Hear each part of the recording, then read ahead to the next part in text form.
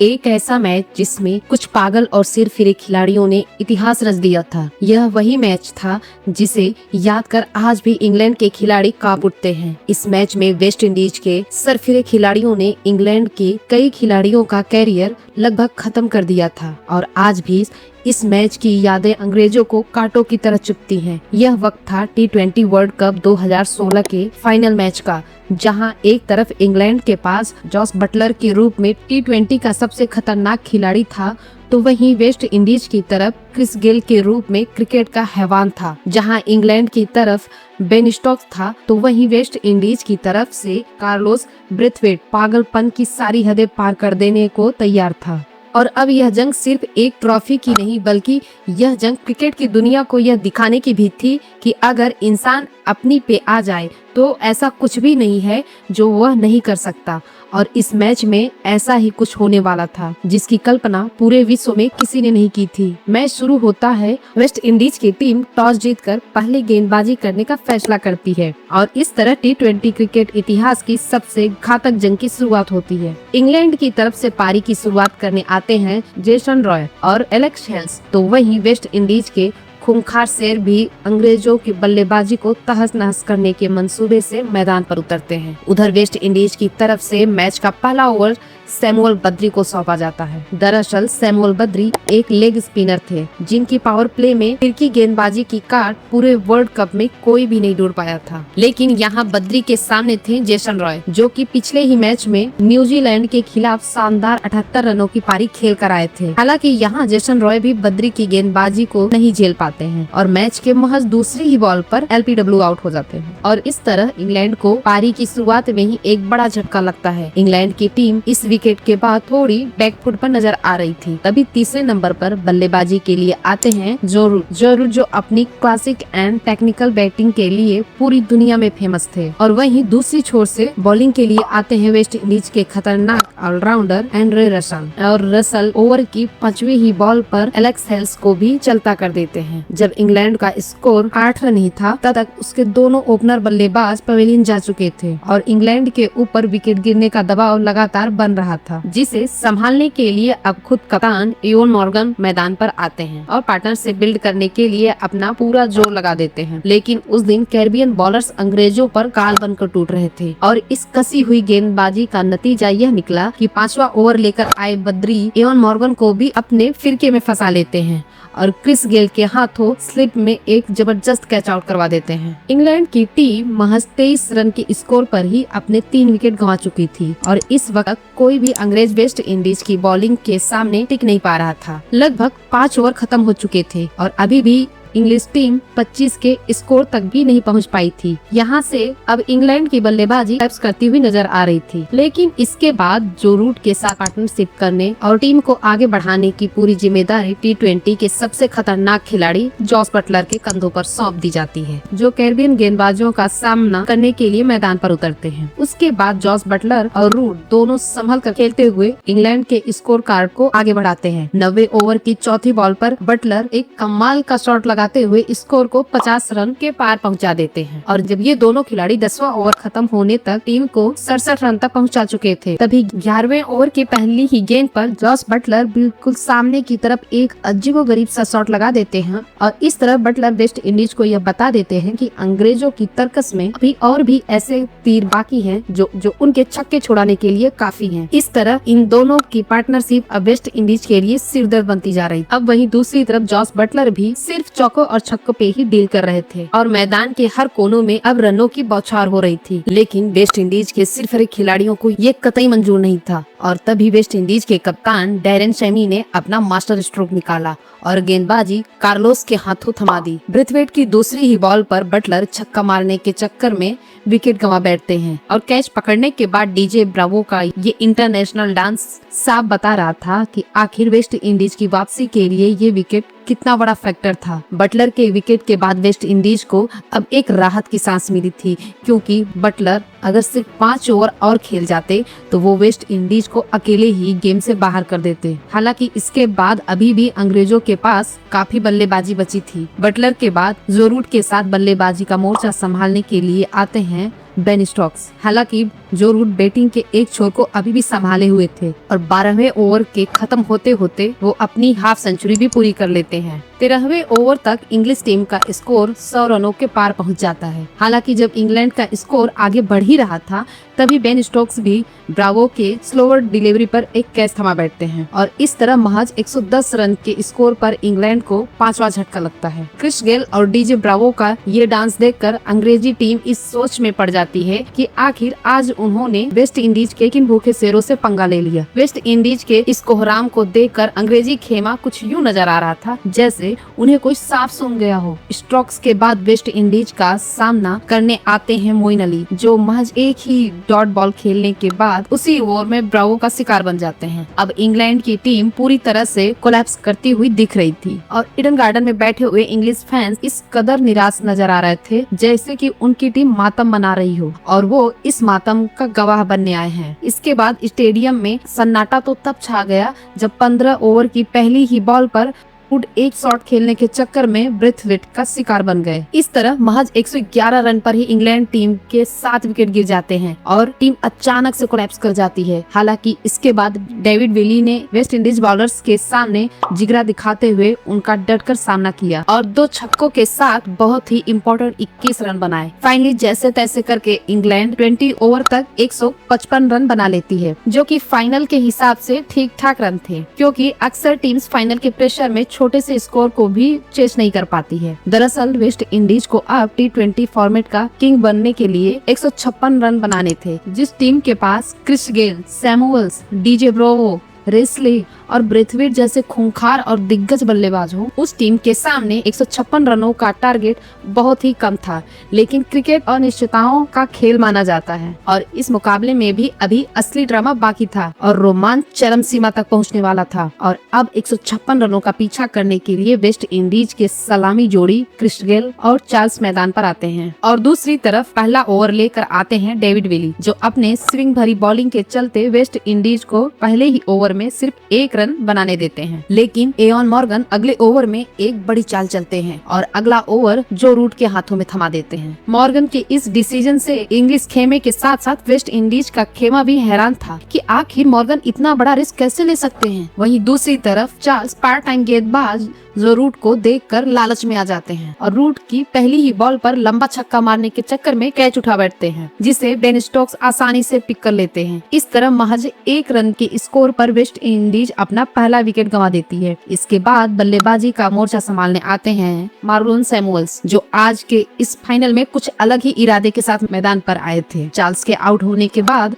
Just अगली ही ball पर Chris Gayle एक जबरदस्त चौका लगा देते हैं, जिसे देखकर इंग्लिश टीम दहशत में पड़ जाती है, क्योंकि क्रिस गेल वो खिलाड़ी था जो अकेले के दम पर अंग्रेजों को चारों खाने चित करने का दम रखता था। वहीं क्रिस गेल इसी वर्ल्ड कप में इंग्लैंड के अगेंस्ट पहले लीग मैच में सेंचुरी लगा कर आए थे, जिसमें गिल ने महज 47 गेंदों में ही शतक ठोक दिया था और 143 रन के बड़े स्कोर को सिर्फ 18 ओवर में ही चेस कर लिया था। क्रिस गेल की ये सेंचुरी T20 की सबसे तेज सेंचुरी थी, जो उस वक्त एक वर्ल्ड रिकॉर्ड बन गया था और क्रिस गेल के इस चौके ने अंग्रेजों को वही खूंखार पारी याद दिला दी थी, जिसे याद कर इंग्लिश खिलाड़ी कांपने लगे थे। लेकिन तभी एक ऐसी घटना घटती है जिसे स्टेडियम में बैठा कोई भी शख्स मानने को राजी नहीं हो रहा था। दरअसल जो रूट की इस ओवर की अगली ही बॉल पर क्रिस गेल बड़े शॉट के चक्कर में कैच उठा बैठते हैं, जिसे बाउंड्री पे बेन स्टोक्स लपक लेते हैं और इस कैच का जश्न इंग्लैंड की टीम कुछ यूं मना रही थी जैसे कि उन्होंने इस मैच को लगभग जीत ही लिया हो। वहीं जो रूट अपनी गेंदबाजी के घमंड में चूर हो चुका था और उसका एग्रेशन 7वें आसमान पर दिखाई दे रहा था। पूरी की पूरी इंग्लिश टीम ग्राउंड के चारों ओर दौड़ते हुए वेस्ट इंडीज टीम के विकेट्स को सेलिब्रेट कर रही थी और अंग्रेजों का ये जश्न साफ जाहिर कर रहा था कि क्रिस गेल का खौफ उनके अंदर किस हद तक घर कर चुका था। इसके बाद बल्लेबाजी करने आते हैं रैंडल सिमंस और अब वेस्ट इंडीज की टीम को एक पार्टनरशिप की जरूरत थी, लेकिन इनिंग का तीसरा ओवर लेकर आए डेविड विली दूसरे ही बॉल पर कुछ ऐसा करते हैं जिसके बाद वेस्ट इंडीज की पूरी टीम खून के आंसू रोने पर मजबूर हो जाती है। दरअसल तीसरे ही ओवर में सिमंस डेविड विली की बॉल पर LBW हो जाते हैं, जिसके बाद मानो वेस्ट इंडीज खेमे में मौत का मातम सा छा गया हो, क्योंकि महज 11 रनों के स्कोर पर वेस्ट इंडीज अपने दोनों टॉप ऑर्डर बैट्समैन का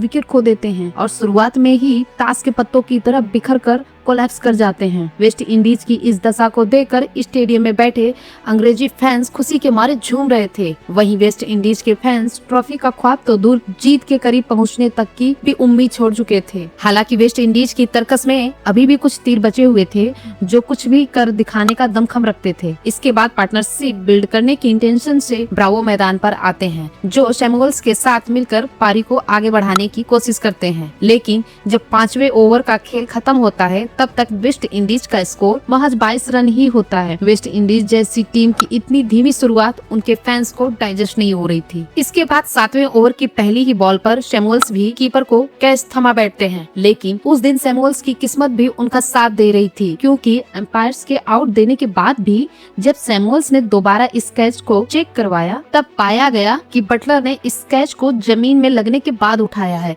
जिसकी वजह से सैमुअल्स को एक बड़ा जीवन दान मिलता है। यह कैच ड्रॉप करना इंग्लिश टीम के लिए कितना भारी पड़ने वाला था, इस बात का इंग्लिश टीम को अंदाजा भी नहीं था, क्योंकि सैमुअल्स का कैच जब ड्रॉप हुआ तब तक वह सेट हो चुके थे और 27 रन बना चुके थे। इसके बाद डीजे ब्रावो और सैमुअल्स मिलकर वेस्ट इंडीज की पारी को संभाल लेते हैं और मैदान के चारों तरफ रन बटोरने लगते हैं। और इस तरह अर्ली विकेट्स गिरने के बाद वेस्ट इंडीज की टीम एक बार फिर से इस मुकाबले को बराबरी पर लाकर खड़ा कर देती है। जब वेस्ट इंडीज का स्कोर 13वें ओवर में 69 रन होता है, तब इंग्लैंड ब्रावो का भी एक और कैच ड्रॉप कर देता है। अब इंग्लैंड की टीम के चेहरे पर निराशा की लकीर साफ देखी जा सकती थी। जो अंग्रेज 11 रनों पर 3 विकेट गिराने के बाद जश्न का नंगा नाच कर रहा था, वही अब मैदान पर निराश और हताश दिख रहा था। 14वें ओवर में सैमुअल्स अपना 50 भी पूरा कर लेते हैं और यह हाफ सेंचुरी वेस्ट इंडीज के लिए उस वक्त आई थी जब वेस्ट इंडीज को इस परफॉर्मेंस की सबसे ज्यादा जरूरत थी। इसी बीच 14वें ओवर की लास्ट बॉल पर एक ऐसी घटना घटती है जिसे देख वेस्ट इंडीज के फैंस की धड़कनें मानो थम सी गयी। जब वेस्ट इंडीज का स्कोर 86 रन होता है, तभी डीजे ब्रावो राशिद की फिरके में फंस जाते हैं और एक आसान सा कैच थमा बैठते हैं।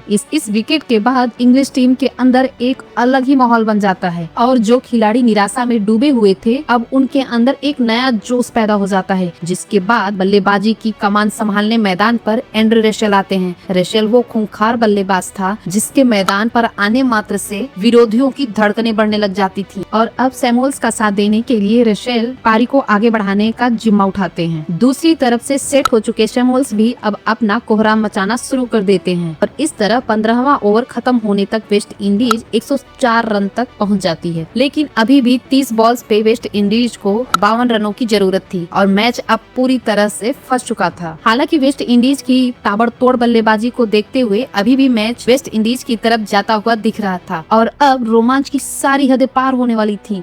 16वें ओवर की पहली ही बॉल पर डेविड विली एंड्रे रसेल को बाउंड्री पर कैच आउट करवा देते हैं और इस तरह वेस्ट इंडीज अपना 5वां विकेट भी खो देता है। अब मैदान पर बल्लेबाजी का मोर्चा संभालने वेस्ट इंडीज के कप्तान यानी कि डैरेन शमी आते हैं, जो इसी ओवर की तीसरी ही बॉल पर ऑफ साइड में कैच उठा बैठते हैं और अब मैच इंग्लैंड की तरफ पूरी तरह से जाता हुआ दिख रहा था। जिस वेस्ट इंडीज के 86 रन पर सिर्फ 3 विकेट ही गिरे होते हैं, वही वेस्ट इंडीज अब 107 रनों पर 6 विकेट गंवा देती है। अब वेस्ट इंडीज की बल्लेबाजी पूरी तरह से कोलैप्स कर चुकी थी और अब कहीं से भी वेस्ट इंडीज के इस मैच में जीतने के चांसेस बिल्कुल नहीं दिख रहे थे। तभी वेस्ट इंडीज की अंतिम उम्मीद के रूप में कार्लोस ब्रेथवेट आते हैं। हालांकि अभी सैमुअल्स अकेले एक छोर संभाले हुए थे, जिन्हें सिर्फ एक पार्टनर की जरूरत थी और ब्रेथवेट उनका बखूबी साथ देते हैं। फाइनली इन दोनों की पार्टनरशिप के चलते इस मैच के हालात यहाँ तक आ पहुँचते हैं कि अब वेस्ट इंडीज को लास्ट के 2 ओवर्स में यानी कि 12 बॉल्स में 27 रनों की जरूरत होती है। मैच अभी भी इंग्लैंड की तरफ जाता हुआ दिख रहा था, क्योंकि 2 ओवर में 27 रन बनाना और वो भी फाइनल के इस प्रेशर में इंग्लिश बॉलर्स के खिलाफ बिल्कुल नामुमकिन लग रहा था। यहाँ तक कि वेस्ट इंडीज के लिए चेस कर पाना तब और भी नामुमकिन हो गया जब जॉर्डन के 19वें ओवर में सिर्फ 8 रन ही आए। अब वेस्ट इंडीज को लास्ट ओवर में चाहिए होते हैं 19 रन और अब इस फाइनल का यह लास्ट ओवर तय करने वाला था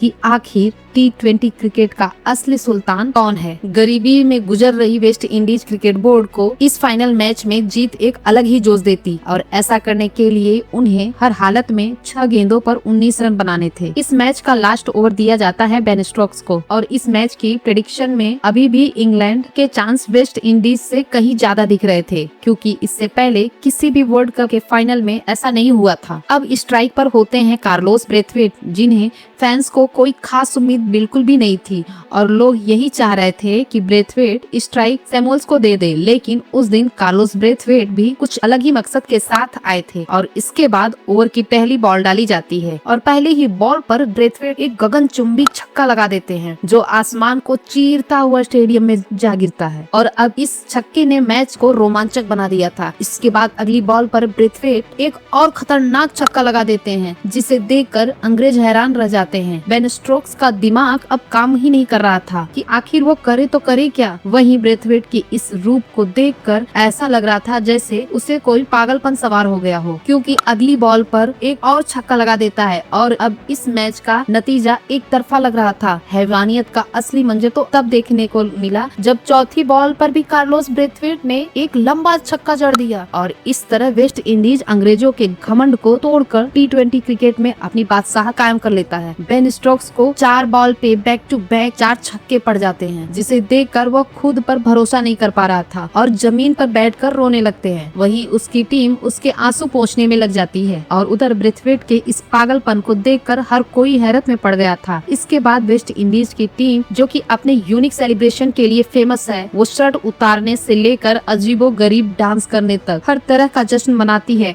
और ब्रेथवेट के इस पागलपन ने दुनिया को बता दिया था कि आखिर वाकई में T20 क्रिकेट क्या होता है। दोस्तों 2016 के इस वर्ल्ड कप चैंपियन टीम को आप 10 में से कितना नंबर देना चाहेंगे कमेंट करके जरूर बताना। और हाँ, वीडियो पसंद आई हो तो वीडियो को लाइक करके चैनल को सब्सक्राइब भी जरूर कर लेना। ऐसी ही बहुत शानदार वीडियोस आने वाली हैं। मिलते हैं अगले वीडियो में, तब तक के लिए बाय बाय।